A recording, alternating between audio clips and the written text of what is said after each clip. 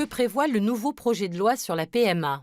La procréation médicalement assistée n'est ouverte en France qu'aux couples hétérosexuels infertiles. Infertiles ou ayant des problèmes de fertilité ou à risque de transmission de maladies génétiques graves.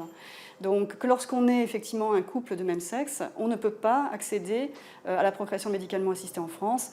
Et de fait, évidemment, ces couples-là partent à l'étranger. Une PMA à l'étranger, est-ce illégal?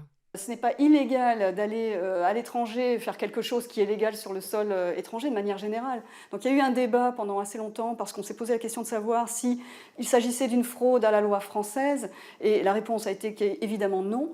Et donc de fait, effectivement, on reconnaissait, mais après un parcours judiciaire un peu long, ces filiations-là. Que dit la loi sur la PMA en France?